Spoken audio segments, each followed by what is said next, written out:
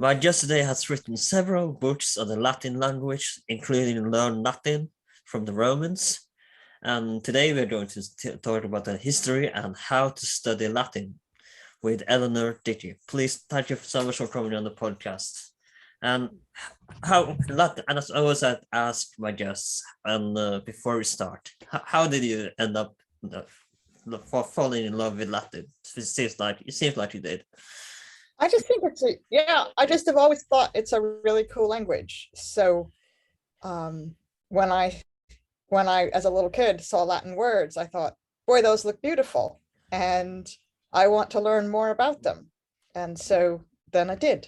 Did you learn it in school? Did you in I tried to learn it in school. So already when I in the was like preschool, like it 10 or seems like 12, I was already when I was a kid, I was really wanting to learn Latin, but there wasn't Latin in my school until I was about 14. And then it was not a very good Latin class. So, I tried to learn Latin, but it didn't work very well. But then my school only had 2 years of Latin. So took a lousy Latin class in the first year, a lousy Latin class in the second year from a different lousy Latin teacher.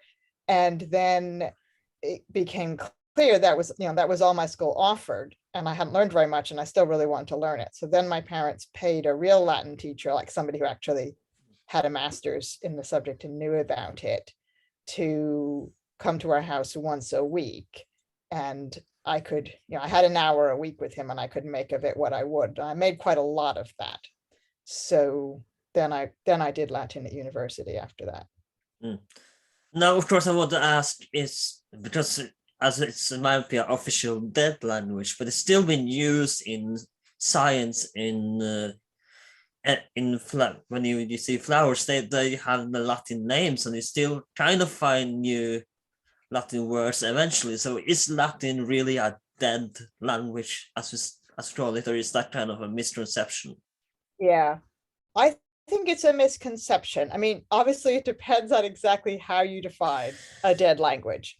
So if you define a dead language as one that has no speakers, Latin is definitely not a dead language because there are people who speak it. There are people who speak it really fluently. If you define a dead language as one that is not actively used, again, Latin doesn't fit that category because there are people who use it actively. They write it, they come up with new words. There are, Latin words for car, Latin words for bicycle. But if you define like it you as, said, like you said, you use language as a language that there are no native speakers, so no babies grow up speaking it, then you might be able to say Latin is a dead language, because I don't think anybody actually raises their children with Latin as a first language. That would be an interesting experiment, though. Have a kid to raise a kid to learn Latin. I think that would be an interesting experience. See how it goes. Well, I'm sure it would go just the way it goes when kids learn any other language, but it might not be totally fair to the kid, because while they were being raised speaking Latin, they wouldn't be being raised speaking something else. And yeah, like I said, you use Latin in experimental and for scientific search, right? Too, right? That's what they use Latin in science. Some parts of the science world as well. They just have words. So, if a new plant species is discovered, then they'll want a new Latin word for that. But using isolated words isn't quite the same as using a language. I would say the people who use it are people who use kind of more than one word at a time.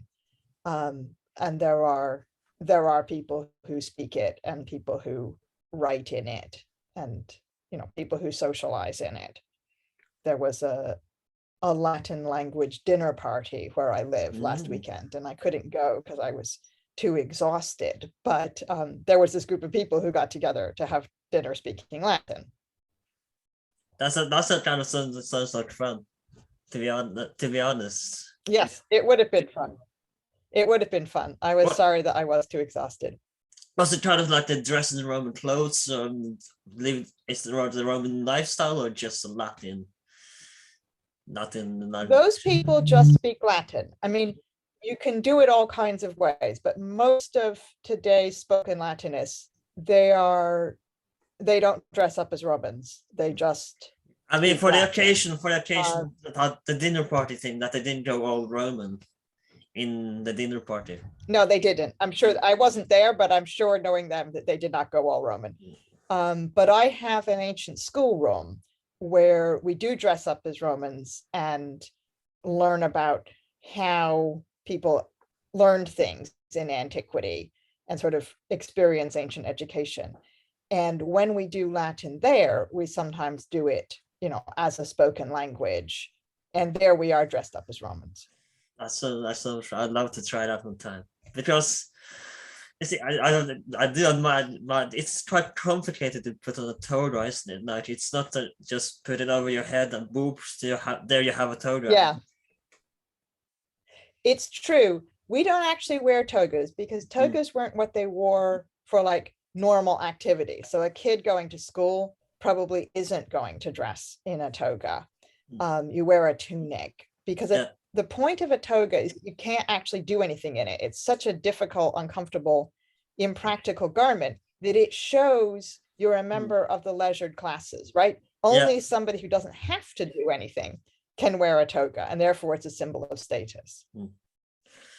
Now, we don't have to talk about before we start with the origin of the language. Something I want to know, because you said that there's a lot of people speaking Latin today, so it's not really a dead language by the definition.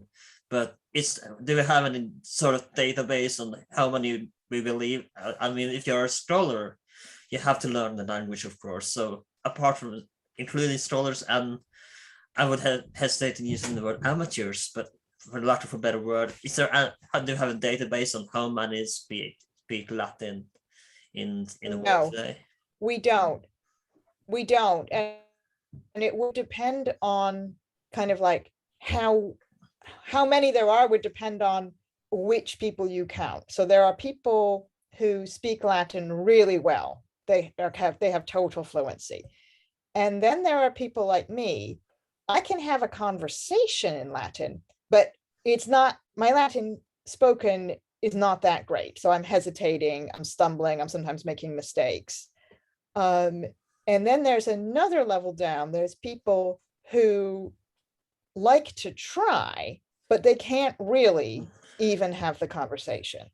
So how many you say there are would depend on like which of us you count. And I think if you count only the top group, the really fluent ones, there's probably between 100 and 200 people in the world. And if you count not people too many, like me, not too many, but if you count people like me who, we can have a conversation, it's just not very elegant, then I think you're already into the thousands. And if you count the next level down, so the people who are trying and they're learning, but maybe they can't have a conversation yet, then you're into, significant thousands, but probably not the 10,000s. So because I was watching about the language, and it seems that as a scholar, you don't learn to actually speak it. You learn to, because you have to read it, right? Speaking is something different than reading. That's right. And if you count those people, of course, the ones who know Latin, sometimes to a very high level, they can write it really well, but they don't speak it, then you're well over 10,000, probably, 50, 60,000. There's plenty of people who know Latin, just not as a spoken language.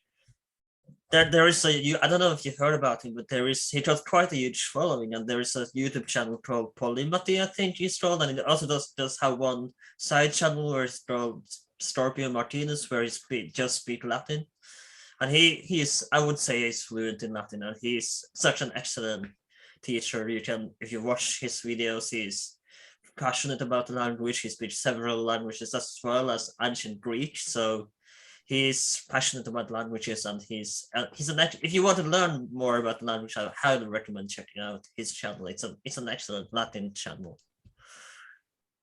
That's great. That's great. So yeah, of course, we're going to talk about how to study the language as well in this episode, and eventually. But I want to talk about the origin and the history of the language. So where does it come from, the language itself, Latin? So Latin's an Indo-European language, and that means that it's related to Greek, Persian, Russian, English, German, Welsh, but it's a long way back. So maybe 4,000 years ago, somewhere in what's now Russia, there were some people who spoke Indo-European, and those people eventually moved. Well, probably some of them are still there, but many of them eventually moved. And one group of those people moved across Europe and came into Italy, where they found some other people already living. And these new people, these Indo-Europeans, divided themselves into little groups and settled in different places. And what happens to languages over time, they kind of just naturally change. So, if people in two different villages that are next to each other are always talking to each other, and like they intermarry and the kids play together, and they may be two different villages, but there's constant communication, then the languages will change together. So they'll go on being able to communicate. But now supposing that something happens, like there's a huge earthquake and a gigantic fault opens up between the two villages, and those people they can't speak to each other anymore, then their languages will start changing separately. And after many centuries, they won't be able to communicate with each other anymore because they'll now speak different languages. That's just what languages do. So when the speakers of Indo-European got to Italy, they already spoke something that was somewhat different from what other groups of Indo-Europeans were speaking by that time, because they weren't in contact with the other groups anymore, and it took them a long time to get to Italy. And then when they settled down in Italy, they started kind of losing contact with each other. So some of those people ended up speaking a language we call Umbrian, and some of them ended up speaking a language we call Oscan, and some of them ended up speaking a language as well. Note the Etruscans are among those people who were there first. So they are not Indo-Europeans. They spoke something that was really different from Latin, although you're right that they were right there, but they're not related linguistically to Latin, whereas the Oscans and the Umbrians are. And for a long time, the Oscans and the Umbrians and the Etruscans were really sort of big, powerful people, whereas the people speaking Latin, it was a very small, insignificant place. But then Rome started getting bigger and bigger, and they conquered the people who spoke Oscan, and they conquered the people who spoke Umbrian, and they conquered the people who spoke Etruscan, and they conquered the people in Italy who spoke Greek. And the people who spoke those languages gradually shifted to speaking Latin. Do you have an idea of how long time period it took? Do you have an idea of how long time period it took before they kind of evolved into speaking Latin in the Italian peninsula? It depends really on where. So basically, Latin kind of radiates out from Rome. So the people who were close to Rome get conquered early and switch to Latin early. And by the 1st century BC, I think probably you have more than half of the people in Italy speaking Latin. By the 1st century AD, it's Oscan and Umbrian and Etruscan are definitely going. Greek is not going so clearly because, of course, the Greeks although they were under Roman rule in Italy, they had contact. I mean, they're under Roman rule everywhere by the 1st century AD. So Greece had been conquered as well, but the Greeks in Italy kind of retained Greek for a long time because they had contact with Greek speakers elsewhere, whereas the Oscans and the Umbrians and the Etruscans end up more quickly speaking Latin. They were conquered by the Romans out. They were conquered by the Romans in 88 BC, right? The Greece. The Rome conquers Greece gradually, but I think a fair date to give is 146 BC. That was when Rome kind of stopped messing around with whether they were ruling Greece or not and said, okay, you guys are under our control and you're going to do what we say. And if you don't like it, we'll cut your heads off. Yeah. Before that, they were kind of a bit nicer, but from 146, they were very kind of clear about it. So I think that's a fair date. And then there are other Greek speakers in other places, of course. So like Alexander the Great conquered huge chunks of the Near East. And so places like Egypt had a lot of Greek speakers in them. Egypt was kind of I'm not saying the majority of people spoke Greek, because a lot of people still spoke Egyptian, but the government of Egypt was entirely Greek speaking until the Romans conquered that. And they don't do that until 31 BC. So Egypt is the last part of the Greek speaking world to be conquered by the Romans. And after 31 BC, then everybody who speaks Greek is under Roman rule. And of course, the alphabet, because we spoke about this in the Etruscan episode, and she claimed that the alphabet is, while it comes from Greece, that it came to the Etruscans first, and they kind of perfected it, and then again, of course, like the Romans always do, they stole the Etruscan language, and then again made it into what we know the language as. Is that right? Well, they took the alphabet from the Etruscans, not the language. But the alphabet, yeah. Yeah. So I wouldn't really say the Etruscans perfected it exactly. It kind of made it look more or less similar to to the Latin language, that they took the Greek alphabet and they turned into somewhat what we know as Latin language, and then the Romans took it again from there. Right. I think it's a bit more complicated than that. So of course, there were many different Greek alphabets.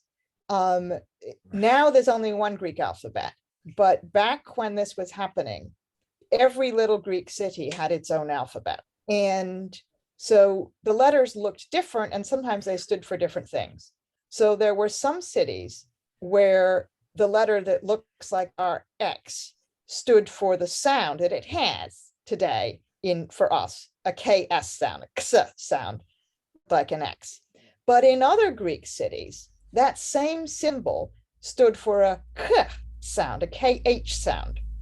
And it's really just kind of an accident that Athens ended up using the alphabet where that symbol that looks like X was a KH, and the Etruscans ended up getting a Greek alphabet where that symbol was a KS. So the Etruscans didn't do that change.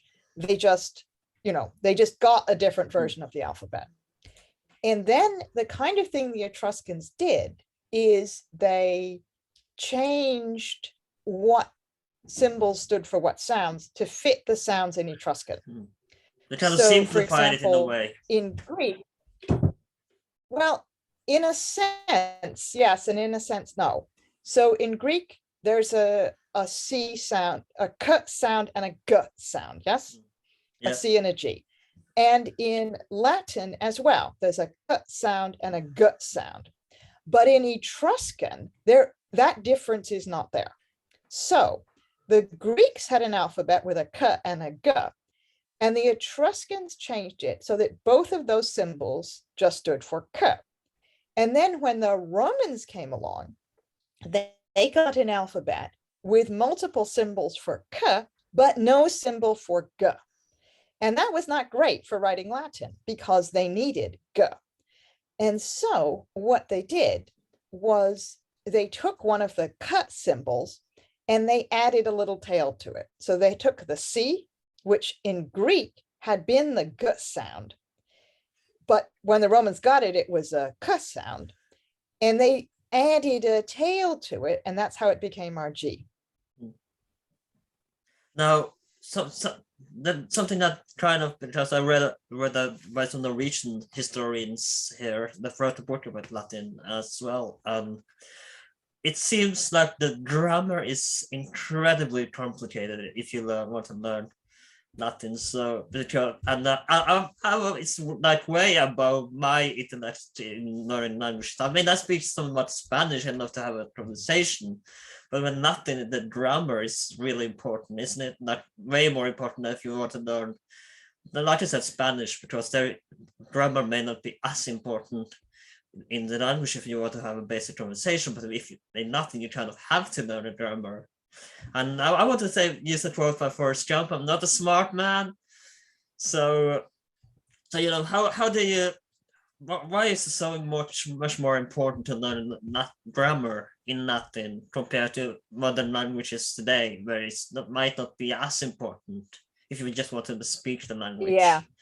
Actually, I don't think it's true that grammar is more important in Latin. It's also very important in Spanish, but you're not noticing certain aspects of Spanish grammar because they match English. And for example, in English, we use word order very heavily as a grammatical feature. So Jane sees Jim is a sentence with a completely different meaning from Jim sees Jane. Yes. The word order in English, it is grammatical. It makes the difference between what those words mean. And that is true of Spanish as well. And so when an English speaker learns Spanish, they don't even notice that the word order is filling the same function as it does in English. So you think of Spanish as being kind of really much simpler because you don't really notice the things it does, which are actually in many ways complicated, but which are the same as what we do. So we don't even notice them. Whereas in Latin, word order has no grammatical function.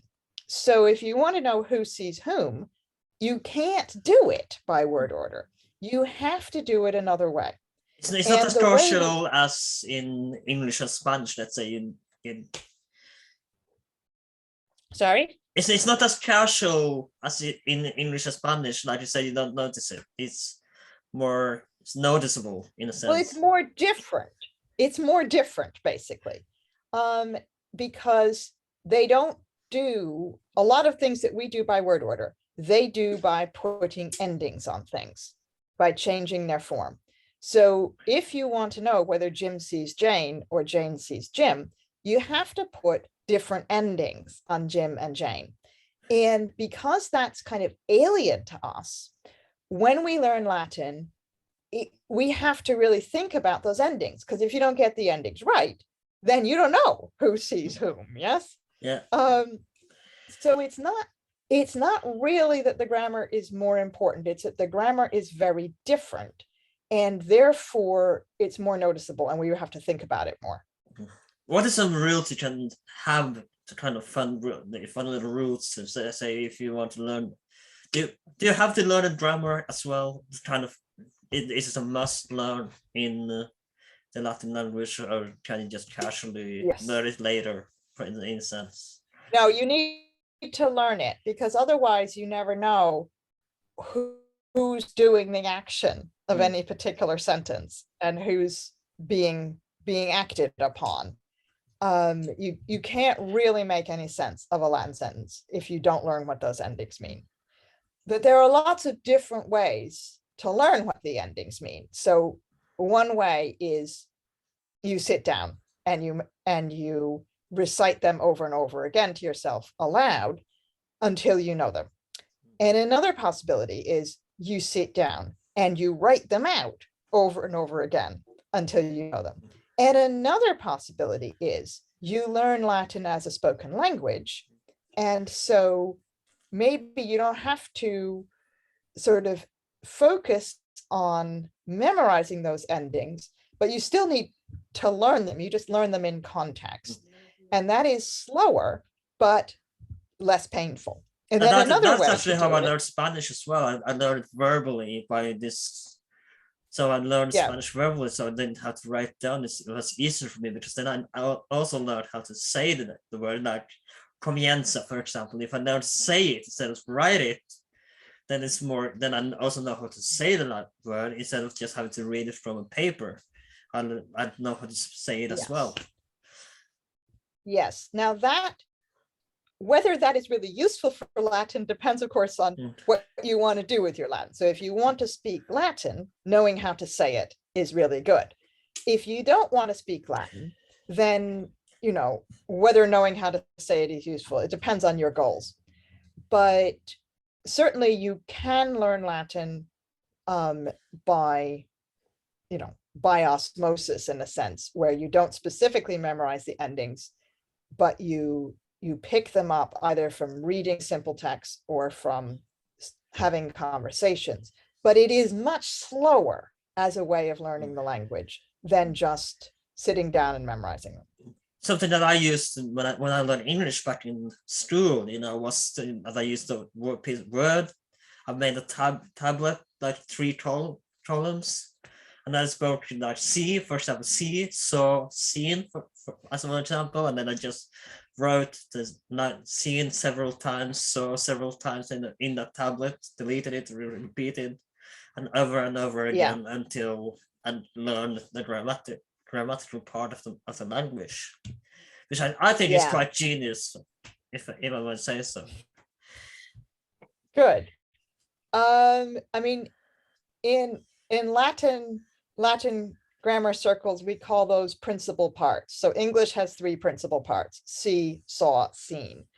Latin's got 4. So amo, amare, amavi, amatum would be the 4 for one particular verb. Greek has 6. So, you know, you can do the same thing that you did with see, saw, seen. You can do it with Latin verbs. And it's a good idea to do it with Latin verbs. And many people do. So something I want to discuss as well is that sounds in Latin, because you know, perhaps what's the biggest misconception as all is the word Caesar itself, because it's in reality that's not at all how you say it, because it's Kaiser, because the C isn't really a C, like it's K, pronounced with a K. And I must admit, when I bought the Alexia by Anna Comnena, I had the sweeter translation where he writes Anna with a C and Comnenus with a C. And Gibbon, I wouldn't say is guilty of this as well, because they use the C as Comnene, Anna Comnene, for example. So if you don't know the little, I wouldn't say trick, but if you don't know this, that C is pronounced with a K, it can be a little bit confusing, right? So Cicero as well, for example, isn't really how you say Cicero. It's more like shh, right? That's the case. Well, it would be Cicero, is how he would have pronounced his name, is Cicero. And Caesar, yes, you're right, he would have pronounced it Caesar. It gets complicated. If you want to be precise, you know, the pronunciation of Latin changed over time.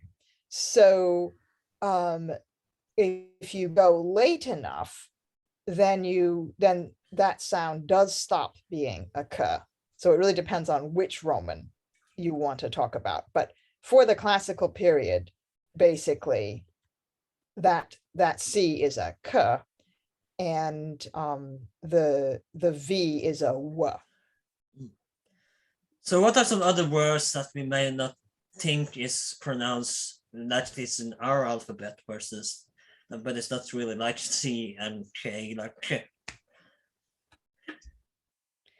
Well, the V is a big one. So people think that Caesar said veni, vidi, vici, but he actually said weni, weedy, wiki. which is because that's a w sound. And then the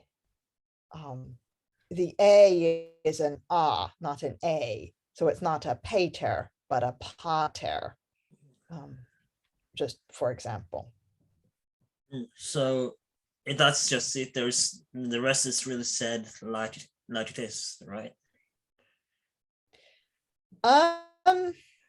No, I think there are a lot of small complications, but probably not worth going into. I mean, like their R isn't quite like our R, but our R differs between, the French R, the Italian R, the American R. They probably had something closer to the Italian R, but it's probably not worth going into all the details.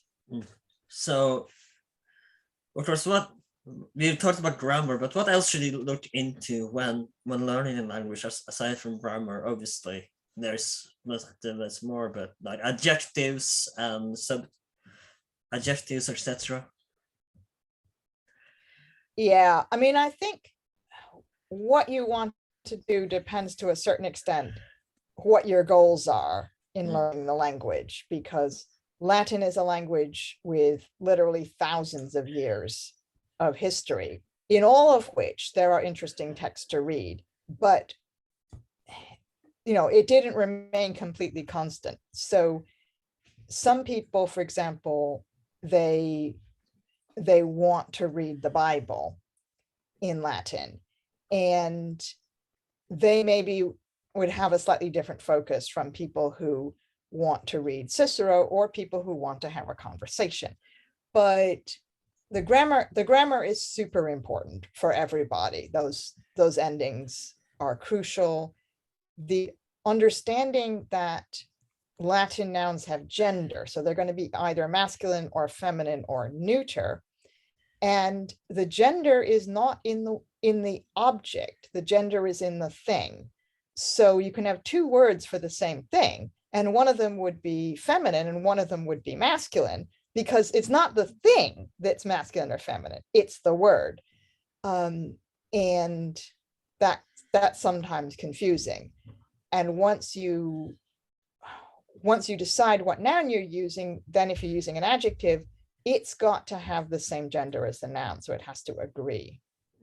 How easy would it be for if I was Italian to learn Latin? How much different is it Italian? Yeah, it's very different. It would be much easier.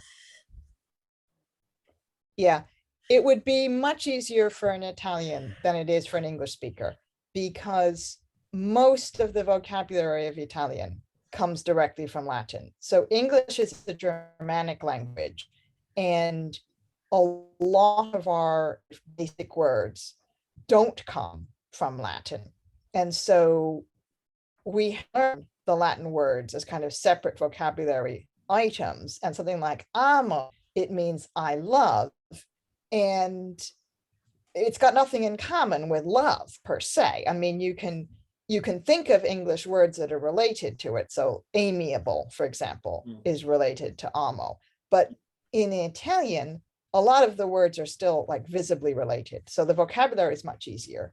And Italian still has gender. It doesn't have 3 genders, but it's still got 2 of them. And that just makes life much easier for the Italians. So would, for example, reading Caesar's Gallic War in Latin help? I know I read it in English myself, but if you wanted to learn in the Latin, would it be starting with the Caesar? Sorry, I don't think.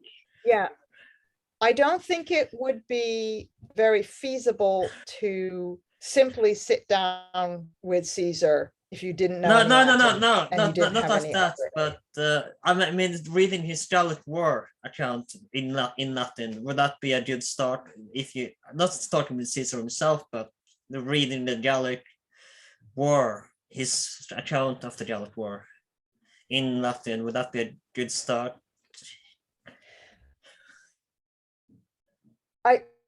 it's a good thing to do, but it's not a good place to start, in the sense that it would be too hard. If you don't know any Latin at all, you would not want to start there because you wouldn't understand it. It's a good text for people to read once they have learned some Latin vocabulary and grammar. Now, there is a book out there. I don't know. I'm not sure where if you heard of it, but Familia Romana, where you speak. When should you start? Yeah. When should you start with Familia Romana to, if you want to, Well, to learn Familia Latin? Romana, yeah, that's an elementary textbook. So that is for people who know nothing and who want to learn Latin to use it actively. So Familia Romana is really a good textbook to use if you are learning via actually speaking Latin. That's the preferred textbook for that. It is a beginner's textbook. So once you've been doing this for a while, you need to move on and do something else, like, for example, Caesar's Gallic Wars. But it's a much better place to start than Caesar's Gallic Wars are. But it's not for everyone, because some people, they don't want to learn to use Latin actively at all. They just want to read texts. And therefore, learning all the vocabulary that you need in order to have a conversation in Latin is maybe not how they want to spend their time. So how advanced should you have to be if you want to read, like you said, Cicero's text, Cicero's work in original Latin? How advanced Latin do you need? I would say for Caesar, you can do that after 3 or 4 months of really intensive study, or after 1 year of kind of moderate study, or after 2 years of kind of slow study. For Cicero, I think the easiest Cicero you could do after maybe 6 months of really intensive study. And then if your studying is less intense, it would take longer. So, of course, it's part of learning the language now, but something I want to talk about is the Byzantines, because Justinian the First, I think, was the last to speak the Latin as an emperor. And how did it evolve from the Byzantines, from Latin into the Greek language? Well, I don't think Latin evolves into I mean, Greek, not evolved exactly. necessarily. I don't think that's the best word for it, but like, how did it change? I suppose is the better word for into Greek. Okay. It doesn't really, Latin doesn't change into Greek. So the Greeks lived in Greece for a really long time. So back, 3,000 years ago, they were already sitting there in Greece speaking Greek. Yeah. And when the Romans came along, then the Greeks became part of the Roman Empire. And that meant that some of them learned Latin, but they never all learned Latin. They went right on speaking Greek. And then in the 4th century, the Emperor Constantine decides that the Roman Empire is too big to run from one capital, and we should have 2 capitals.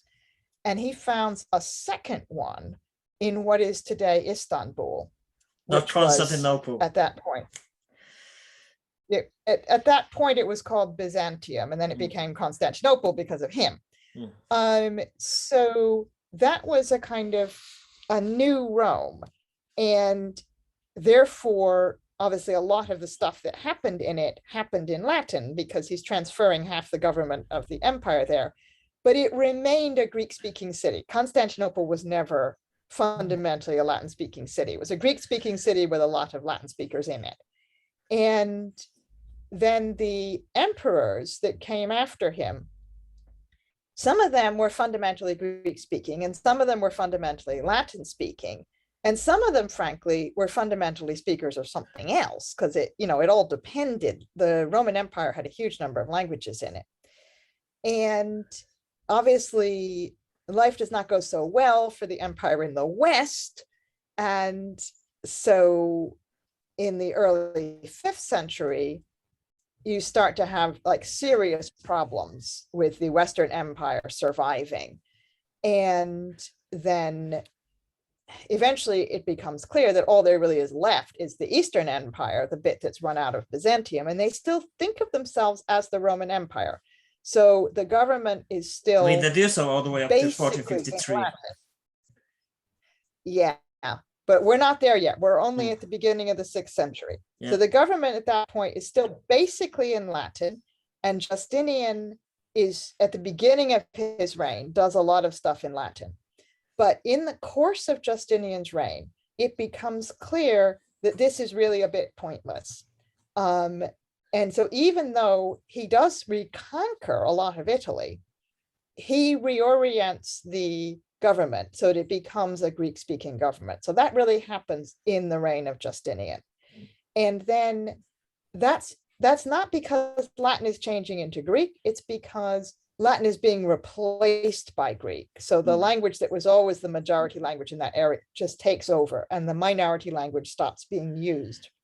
And then in the whole Byzantine period after that, they basically use Greek, and Latin it just remains for kind of fossilized words. So there are commands in the army that are traditionally given in Latin in the Byzantine period, and are things you say in praise of the emperor that are traditionally done in Latin. And there's legal terminology, it's traditionally Latin, but these are like fossilized words.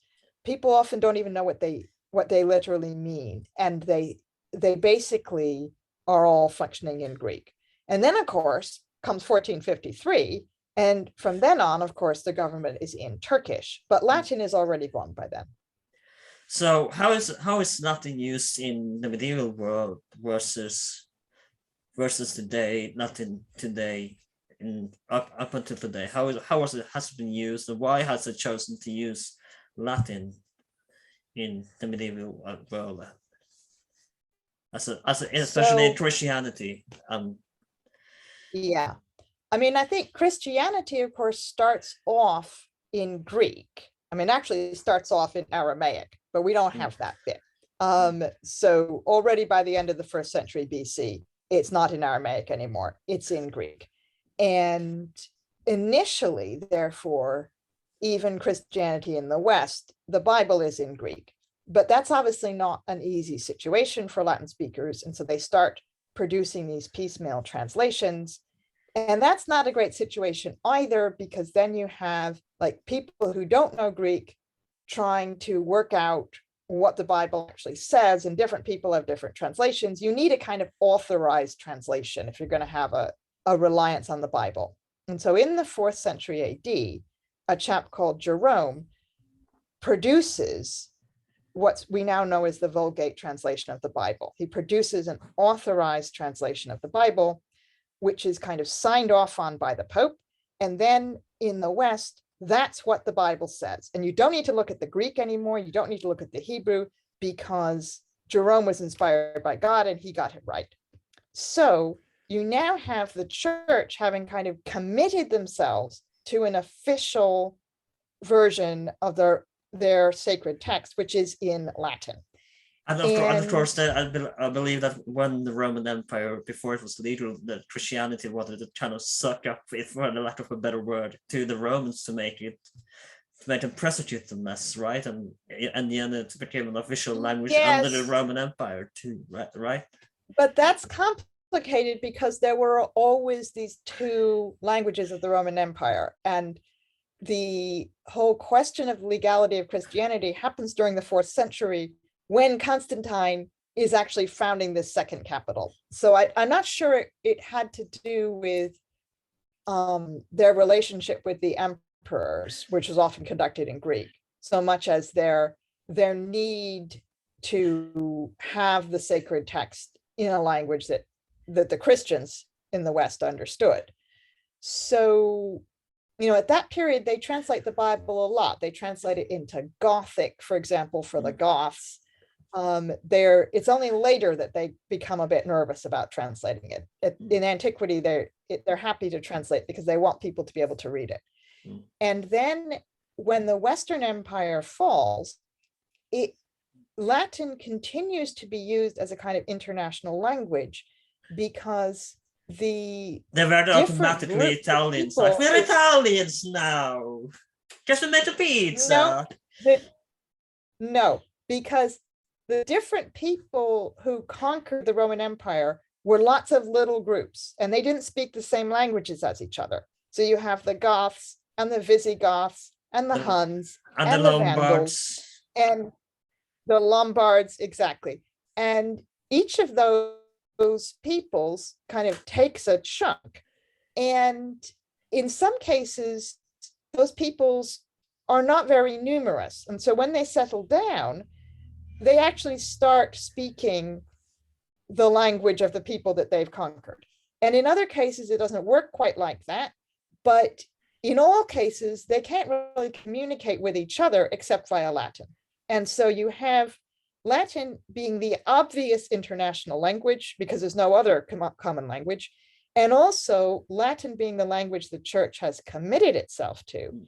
And the church having quite a powerful role, because this idea that like the church is purely spiritual and they have no secular authority, that doesn't exist at that point. The church has secular authority too.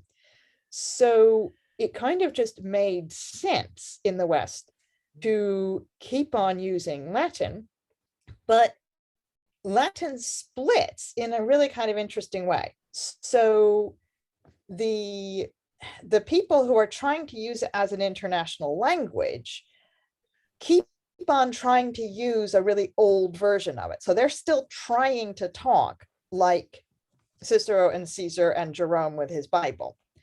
But the people who are just like ordinary Latin speakers living in their villages, milking their cows and planting their wheat, they lose contact with people in other areas of the empire because obviously, you know, communication's been really seriously disrupted by the breakup of the empire. And so the ones off in Spain don't talk very much anymore to the ones in Italy. And therefore, Latin, ordinary peoples like farmers and shopkeepers Latin in Spain turns into Spanish. Well, farmers and shopkeepers Latin in Italy is turning into Italy, and farmers and shopkeepers Latin in Romania is turning into Romania, etc. So the Romance languages just kind of drift apart gradually, and they drift apart from each other, and they also drift apart from this international standard that's kind of held together by people from different regions trying to communicate with each other. Now, why does French so much different than if it's because Italian and Spanish and Portuguese is somewhat similar, right? So why does French, and French is very much in that class of Romance languages as well. So why did French decide to be so different? I don't want to be like those guys. I want to be my own thing. There's two reasons. There's two reasons, I think. One is that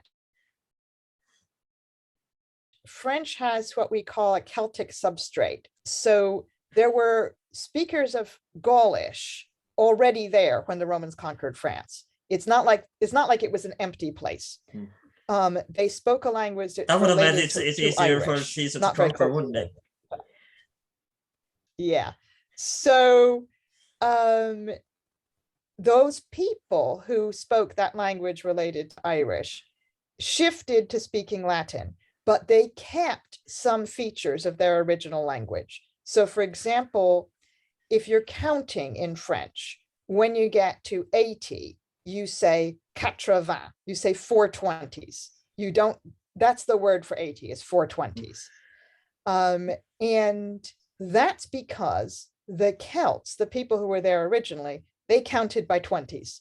And so there were always, Latin as spoken in Gaul was always a bit different in certain respects from Latin elsewhere because it has a Celtic substrate.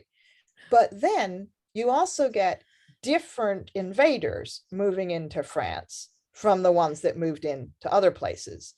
And so they had Vikings. They were not that far away from Scandinavia, if you think about it. And so like Normandy, what that means is the place of the men from the north. Mm. And the men from the north are the Vikings. So you get all these Vikings who actually not just raid Normandy, because if you raid, you don't really transfer your language, but they actually settle in Normandy.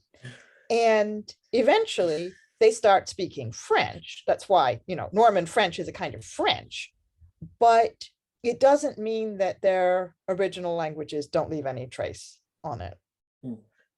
So, of course, well, thank you so much for coming on. And why should people learn Latin today? I mean, it is a beautiful language, but apart from that, why should people learn it?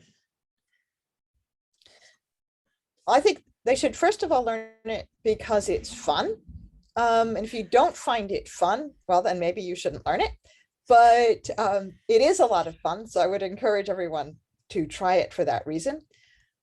Also, there's a lot of great things you can read in Latin if you have learned it, which are not nearly as good in translation. So if you want to read the poems of Virgil, for example, they're often, not that good in English, but they're great in Latin.